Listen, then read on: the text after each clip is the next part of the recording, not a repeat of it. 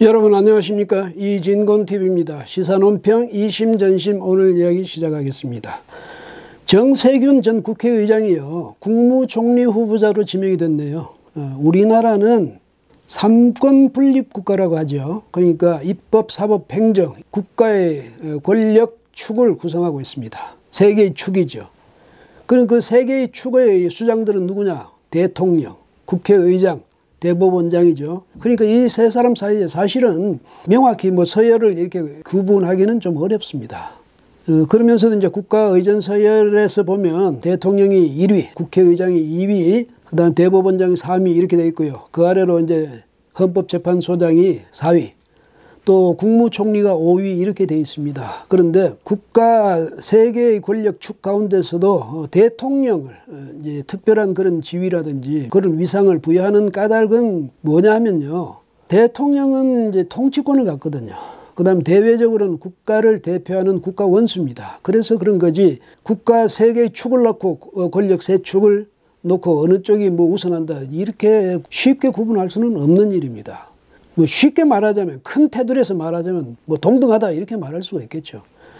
그런데 대통령이 전직 국회의장을 내 밑에 와서 국무총리 하라고 이렇게 지명을 한 겁니다. 그러면 당사자는 거절을 하든지 사양을 하든지 그랬어야 될 텐데 아주 반기는 표정 아닙니까? 말로는 뭐라고 하냐면 전직 국회의장으로서 국무총리를 맡는 것에 대해서 고민을 많이 했는데 국민을 위하는 일에 그런 걸 가릴 필요가 있냐, 이래서 수락하기로 했다고 했습니다. 말이 그렇다는 거죠. 그 표정을 보면 불감청연정 고소원이다. 그러니까 감히 먼저 그 자리 달라고 요구할 수는 없었지만은 그러나 얼마나 원했던 자리야, 이런 기분이 그 표정에 녹아나는 것 같습니다. 왜 괜히 하는 말 아닙니다, 여러분. 지난 2006년에 당시에 이 정 전 의장은 그때는 이제 집권 열린 우리당의 임시당 의장으로 있었습니다. 그런데 산업자원부 장관이 발탁되게 됐거든요. 노무현 대통령에 의해서. 그러니까 당내에서는 이제 반발이 나왔죠. 뭐냐면, 아이고, 집권당의 의장이 말이지 장관으로 가다니 말이 되느냐 이래서. 그러면 채통 문제도 있잖아요. 그 다음에 집권당의 위상 문제도 있고.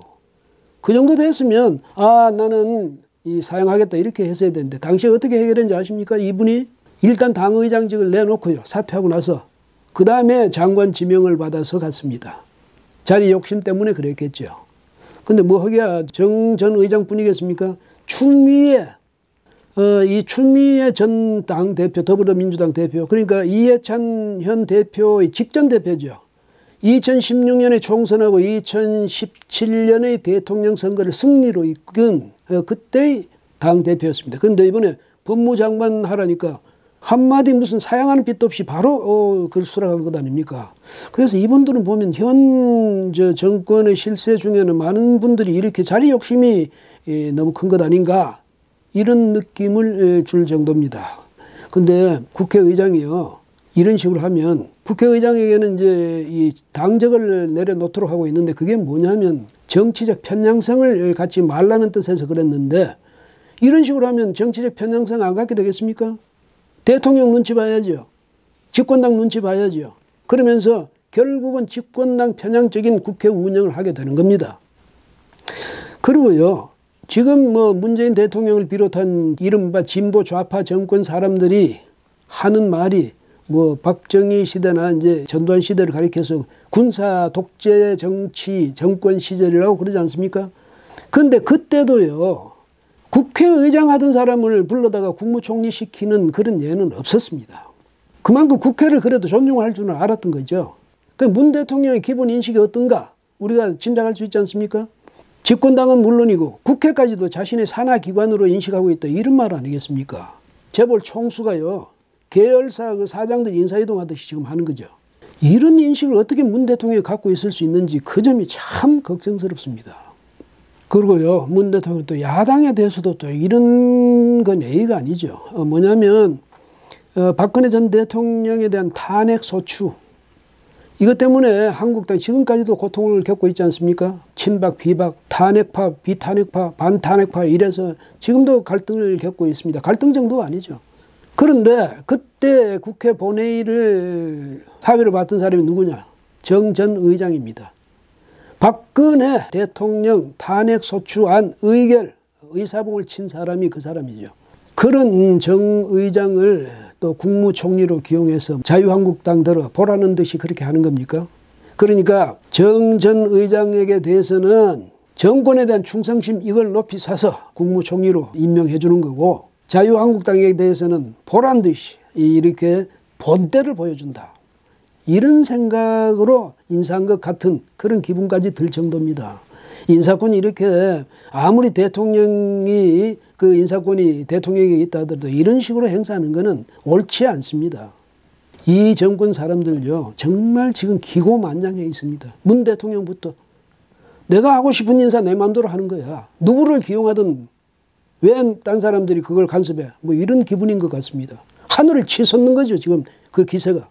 그 다음에 문 정권에 몸담고 있는 뭐 실세라는 사람들, 유력자는 사람들 다 지금 그 대통령을 닮아가고 있습니다. 그 인식에서. 나 하고 싶은 거 다 할 거야.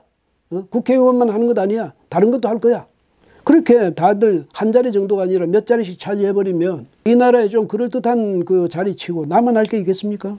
정권 사람들만 해도 그 자리는 모자라는데 이렇게 하는 거 아니죠. 국가 체계를 뒤흔들어 놓는 그런 일입니다. 그 인사권을 가지고 그렇게 하면 안 됩니다. 그리고요 분명히 인식해야 될 것이 있는데 세월 가는 겁니다. 지금 이 순간에도 세월이 가고 있잖아요. 그러면 대통령 임기 말이 금방 닥칩니다.